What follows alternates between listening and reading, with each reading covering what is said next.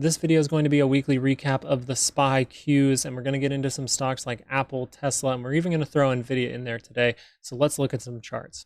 Monday was kind of a nothing day, but on Tuesday we did see that wick come out, and we said we don't want a wick out of it. We want a strong closing bar. Jerome Powell came out and said a bunch of I don't knows and pretty much hinting that he is going to raise rates in the future at least one more time. So we see this closing bar out of it, and that's when I released the video saying we're going to gap down lower. And that's what ended up happening. And now we're getting into oversold territory, and we could be propping ourselves up for some kind of bounce.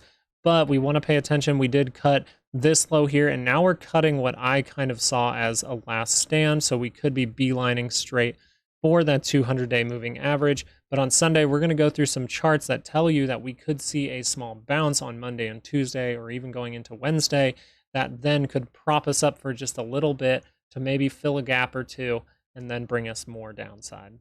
The Qs look pretty similar. The only thing different from the Qs, and we did have that triangle drawn right here, but I actually erased that line just because I didn't want it to confuse me. So we are hitting a level of support that I was paying attention to, and we actually did not break below this, and we did not close below this low here.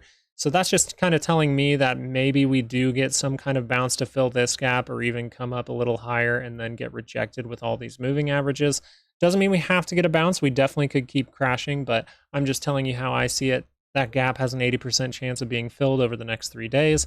So it would kind of make sense, since we are oversold on a lot of stuff, to come and fill that gap. If you're subscribed, you're going to want to watch my Sunday video, because when I look at Apple, I'm actually seeing something that can kind of tell us which way the market wants to go in the short term. Apple is not breaking through these lows down here, okay? Even though we did get that news on Wednesday and it made it tear down, it did not make it tear down like everything else, okay? It's not breaking to new lows. We could see this hold up, but overall, from a daily perspective, I am looking for a break either here or possibly up in here to go fill this gap sitting at 182.92. One stock that had a rough day was Tesla. Tesla had that big sell-off, and the thing that I told you in my last video was pay attention to when this MACD starts to actually cross, because that's when you're going to see extreme downside. We saw that cross actually in the beginning of the day. It started to cross, and then we saw the floodgates start to open, and we saw a downside of minus 4.23% in a day. So that is something to pay attention to, but you're going to see on shorter time frames that Tesla is becoming oversold. So maybe we do go a little bit lower, and then we get some kind of bounce possibly to fill this gap next week. Doesn't mean we have to. We easily can keep crashing and crashing, okay? So we want to be careful trying to catch any kind of bounce.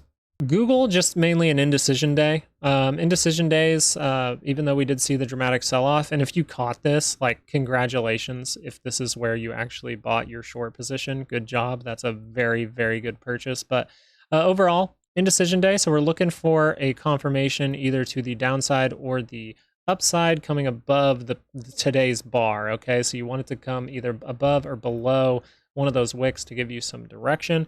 Right now we're sitting on that 50-day moving average right here, and so we easily could see that bounce off, come back into here, maybe get a little bit more extension, and then fall one more time. So Amazon's actually what I used to play this downfall, and I took my position in here. Risk was like that this stock comes right back up to here and maybe stops me out at this high. And then my reward was actually, at least my thought process was, if it does come down into here and I see a reaction, I'm going to get out of my trade. But since I didn't see that reaction, I can play it further to the downside. Big gap lower. It was a very great trade. I'm happy about it. I hope some of you were able to catch that as well with its triple divergence that was setting up on both the RSI and the MACD. Last stock I want to go over, and why there possibly could be a bounce, is just this NVIDIA stock, okay? We don't necessarily have a head and shoulders formed yet, and I think it would be really cool if we got a left shoulder, head, and then somewhere up in here, some kind of right shoulder, okay? Maybe even up here towards 471, towards that gap fill that it has. That would be very nice as a trader to see.